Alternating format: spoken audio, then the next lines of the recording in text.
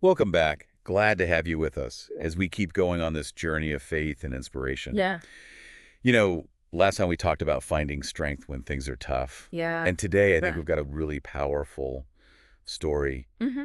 about, Mm-hmm. courage and standing up for what you believe in, Absolutely. even when it feels like you're all alone.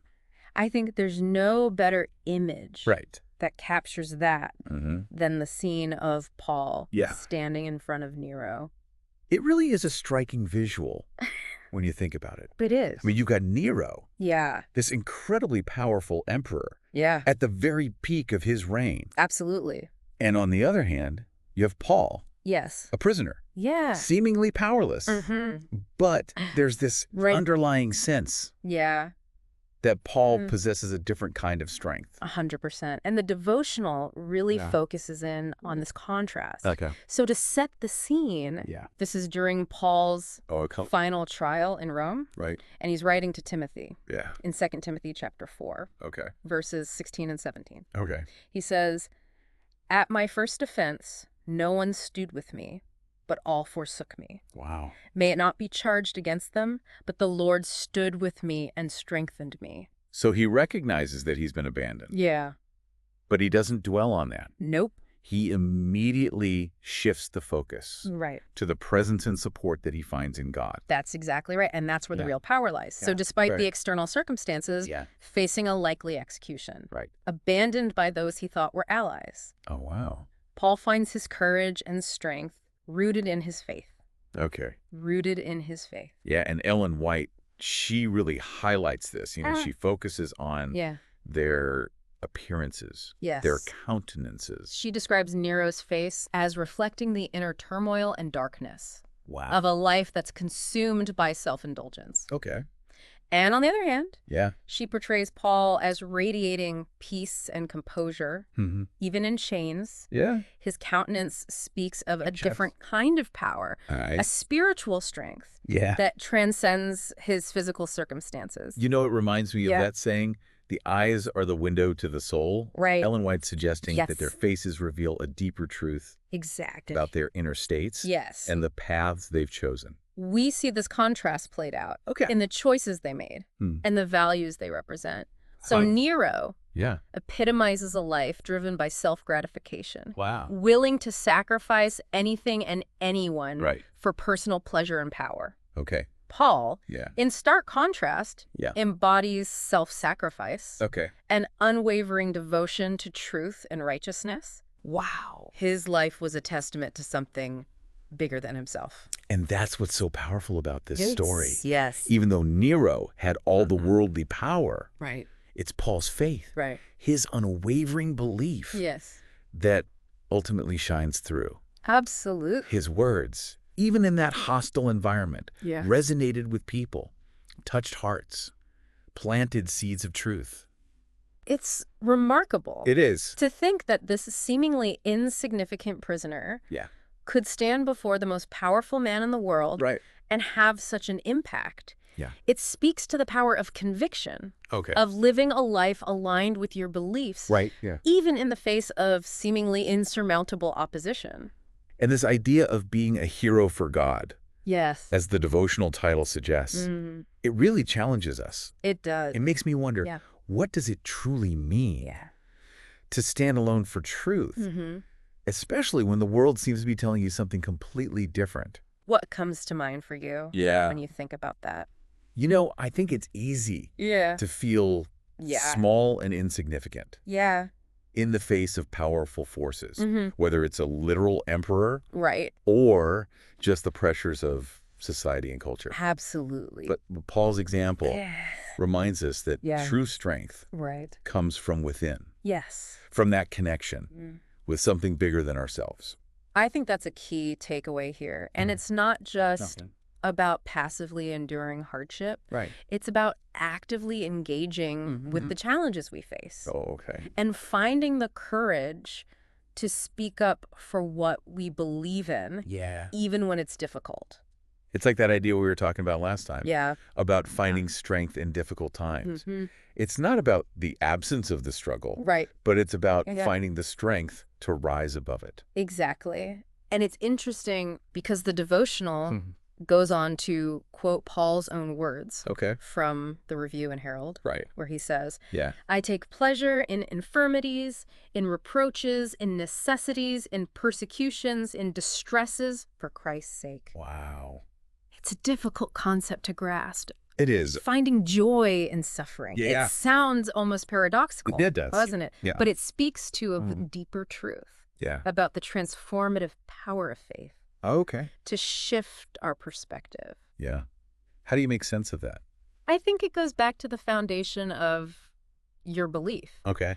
If your identity and sense of self-worth are wrapped up in worldly things like power, possessions, recognition, then suffering is naturally seen as something negative, something to avoid at all costs. Okay. But if your foundation is a belief in something greater than yourself, something eternal, then even the most difficult experiences can be seen through a different lens. Okay. Yeah. So it's all about perspective. Precisely. And that's what allows for the possibility of finding purpose and even joy in those experiences. Okay. So the suffering becomes a testament to your commitment, a mark of your dedication to something beyond the immediate circumstances. So it's like Paul is saying, my suffering for Christ is not a defeat, it's a badge of honor. Exactly. A confirmation of my allegiance. Yes. Okay. And that kind of perspective can be incredibly empowering. Yeah. It allows you to face challenges with a different kind of courage, a resilience that comes from knowing that your true strength lies not in external circumstances, but in your connection to something greater. All right, so how do we connect this to our lives today? Yeah, that's a great question. I mean, most of us aren't facing literal emperors. Yeah. What are the Neros that we face in our modern world? That's a great question. Yeah. And I think it's something worth reflecting on. Right. It could be anything that tempts us to compromise our values. Okay. To stay silent when we should speak up. Right. To go along with the crowd, even when we know it's wrong. Yeah. So it could be peer pressure. Right. Societal expectations. Absolutely. Even our own fears and insecurities. Exactly. Yeah. And those can be just as daunting as facing a Roman emperor in their own way. Okay. So I think a challenge for us is to identify those Neros in our own lives and to find the courage to stand firm in our beliefs, just as Paul did. So for you listening right now, what are those moments where you feel pressured to conform, to compromise your values, to stay silent when you know you should speak up? Yeah. What does it look like to be a hero for God in your everyday life? These are questions that require some introspection, some honest self-reflection. Okay. But I think engaging with these questions is crucial for anyone who wants to live a life of purpose and conviction. So it's about taking Paul's example and finding ways to apply these principles of courage, resilience, and unwavering faith. Absolutely. To the challenges that we face in our own lives. Yeah. Okay. 100%. All right. Yeah. Well, let's take a break. Okay. And when we come back, we'll continue exploring this incredible story. Sounds good. It's interesting to consider that Paul's trial wasn't just a passive event. He actively used it as an opportunity to share his faith and spread his message, even while standing before a hostile emperor. So instead of being silenced by his circumstances, he turned his trial into a platform. Exactly. A way to reach a wider audience. Right. That's pretty audacious. It really is. It speaks to the power of conviction and purpose. Okay. Paul wasn't focused on his own comfort or safety. Okay. He was driven by a mission to share the truth as he understood it. Yeah. No matter the personal cost. It makes me think about those times when we might be tempted to stay silent. Yeah. To avoid rocking the boat.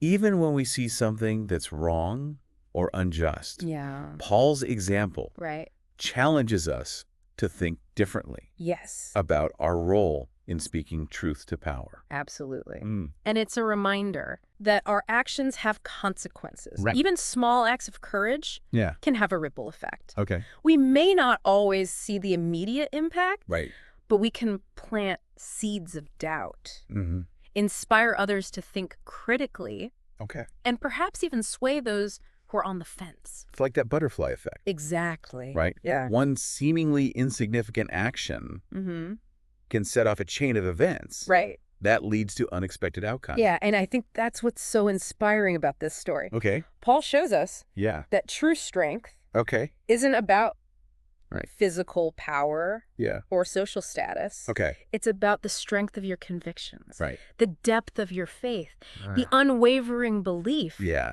in something greater than yourself. And that kind of strength can't be taken away. Right. It can't be silenced or intimidated. Exactly. It comes from a deeper place. It's a place of inner knowing in alignment with your values. And that's why the devotional emphasizes the contrast between Paul's composure and Nero's inner turmoil. Right.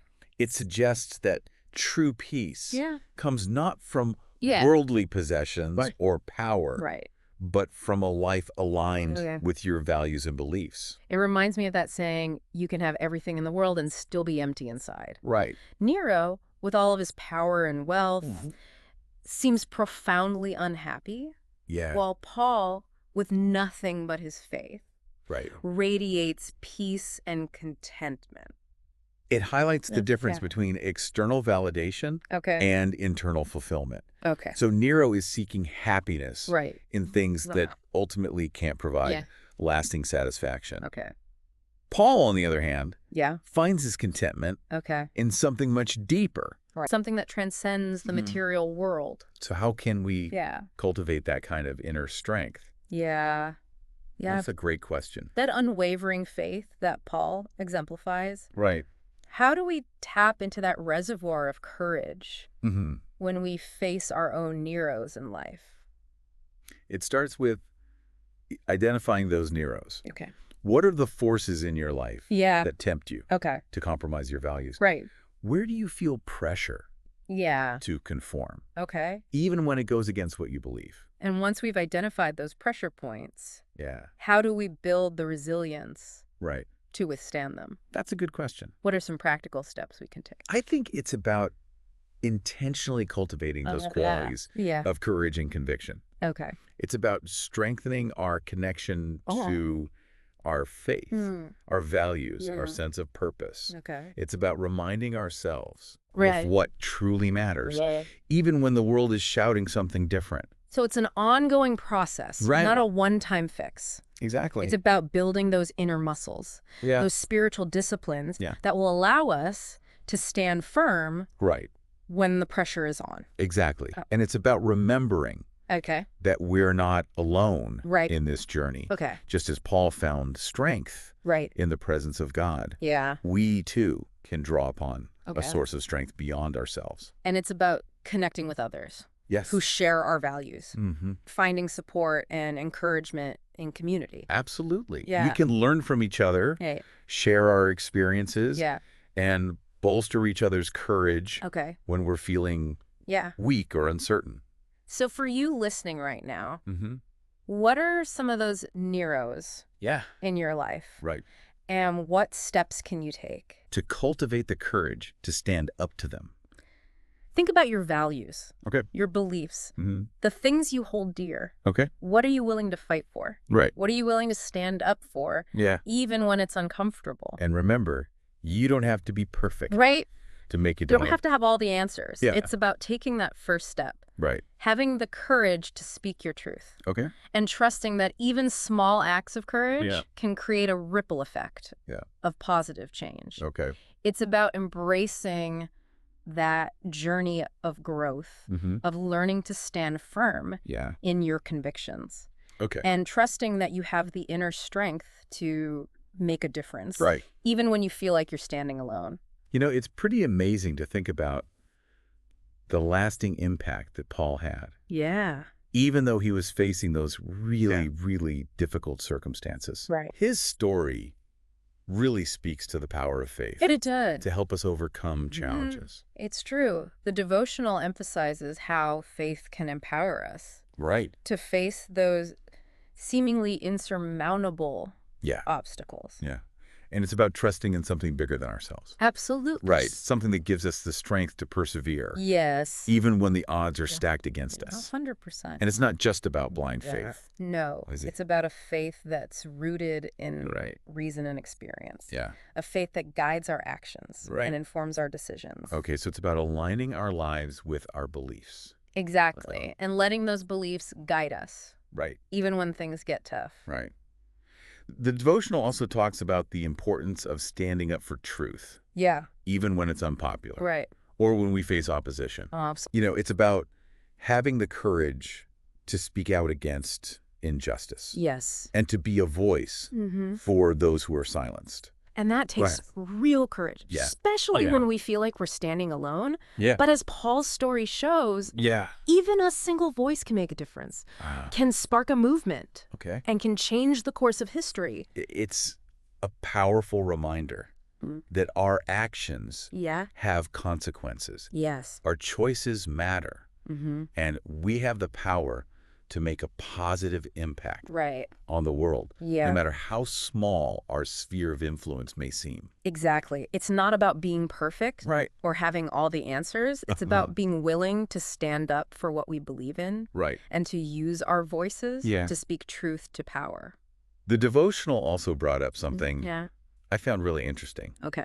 This whole idea of finding joy in the midst of suffering. Right. It just seems so paradoxical. It does. It does. But I think it speaks to the power of faith to transform our perspective. Absolutely. When our foundation is a belief in something larger than ourselves, something eternal, then even the most challenging circumstances can't shake our inner peace. Wow. And that's when suffering becomes a testament to our commitment. So it's a reminder that our perspective shapes our reality. Yes. So if we focus on the negative, we'll likely experience life as difficult and burdensome. Yeah. But if we choose to focus on the positive, even the most difficult experiences can become stepping stones on our journey toward a greater understanding. Exactly. And a deeper sense of purpose. It's about cultivating a mindset of gratitude. Okay. Appreciating the good things in our lives, even in the midst of adversity. Right. And recognizing that even the most painful experiences can teach us valuable lessons and help us grow as individuals. So as we reflect on the story of Paul and the lessons that it offers, I think the question we need to ask ourselves is, what truths are we willing to stand for? Right. Even when it's unpopular. Absolutely. What difference are we called to make in the world? And how can we cultivate that inner strength? Right. That unwavering faith, that commitment to justice. Yeah. That will allow us to be heroes for God. Right. In our own time and place. These are really important questions that we can all consider as we strive to live lives of purpose and meaning. Absolutely. And try to make a positive impact on the world around us. Thank you for joining us on this journey of exploration and reflection. It's been great. Remember the legacy of Paul and countless others who stood for truth lives on in each of us. It's up to each of us to carry that torch forward. Hit subscribe and turn on notifications so you don't miss a single episode. And now, let's close with a prayer. Dear God, grant us the courage to stand up for what we believe in, even when it's difficult and we feel alone. Give us the strength to persevere through challenges, find joy in the midst of suffering, and be a source of hope and inspiration to others. Help us to live lives of purpose and meaning, make a positive difference in the world, and reflect your love in all that we do. Amen.